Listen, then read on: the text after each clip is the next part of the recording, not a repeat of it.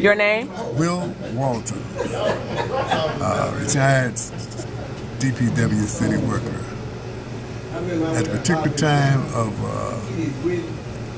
I was supervisor for street maintenance of DPW. At the time of the 1967 riot, we were called out because of disturbance and the break-in and entering in the area of 12th and Claremont. Everybody is questioning what happened, why it happened, and everybody have a different perspective on that. We were called in that morning after the crowd of people mingled around Claremont after a situation that happened in the Apple George period on 12th Street. And at that particular time, on a Sunday like that, we really didn't have that many, well, like the police department, that was an off day for most police departments, so therefore they were undermanned. So by being undermanned, the crowd just overwhelmed them and started rioting. Well, we call it a riot, but this was a disturbance. People started breaking in the pawn shop. You got to understand, on 12th Street was basically an area where most of the black people stayed. And that's where you had all the shops that you had jewelry stores, you had pawn shops. And so after you got this crowd of people there, and they saw the opportunity, they started breaking the windows, started looting, and then it started spreading from store to store. And after a while, but the police wasn't there in order to enforce the law, so it just went rampant. And finally, the police came and tried to bring some order to it, but by that time it got out of hand. So my involvement in it was, I was called in to call crews in, to supervise crews, and trying to rope off an area where all this conflict was going on, such as putting barricades down, putting equipment out there, trying to sweep the grass and stuff out the streets so that the emergency vehicles could proceed, and trying to clean up and help keep order. But from my perspective, it wasn't a race riot. Everybody want to say it was a race riot, but you had white and black that was looting. And you got to understand that most of these places in there were owned by Jewish people. The delicatessens, the jewelry stores. So it was easy picking for these people to come in and start looting. But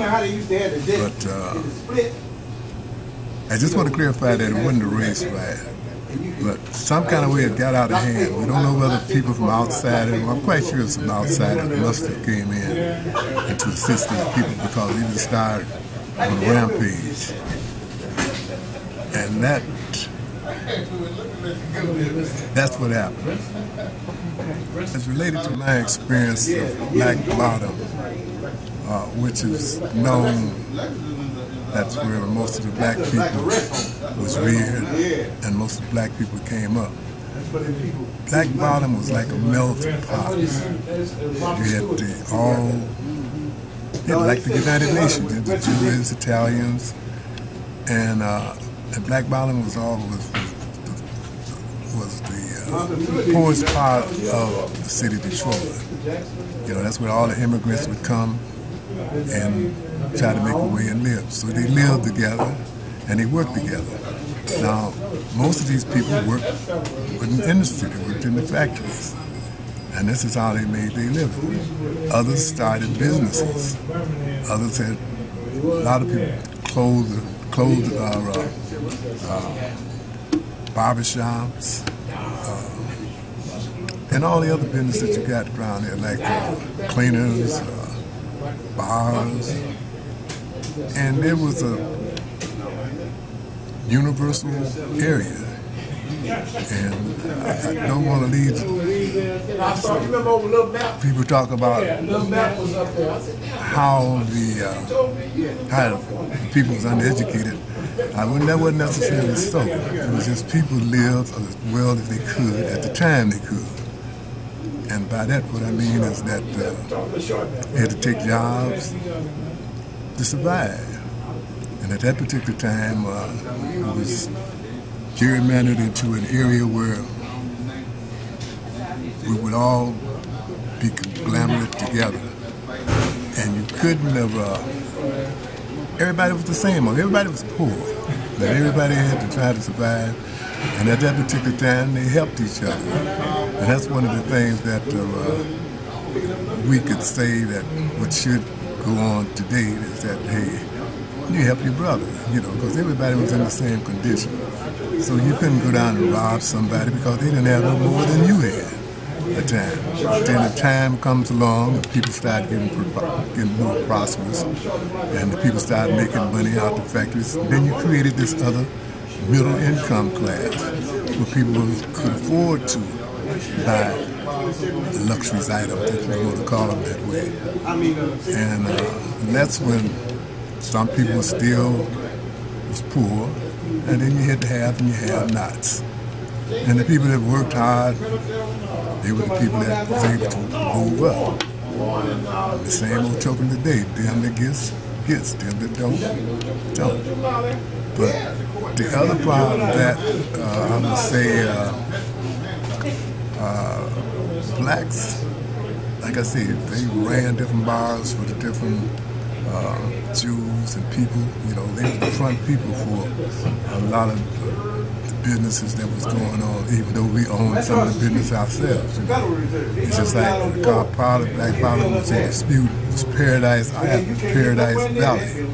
Paradise Valley was an area, you compare something like Las Vegas, bright lights, show people, and white people would come down just to see our shows, like you have said, now people scared to come downtown, but you go downtown now, you see more white people down there than you see black. Well, that was the same thing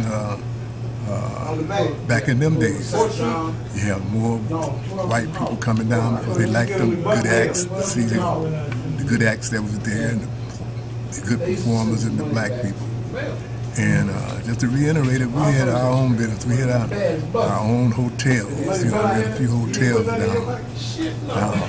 downtown in Paradise Valley. This Paradise Valley, we call it, it was about a 2-block long area, square blocks. And that was where they had everything, bowling alleys, nightclubs,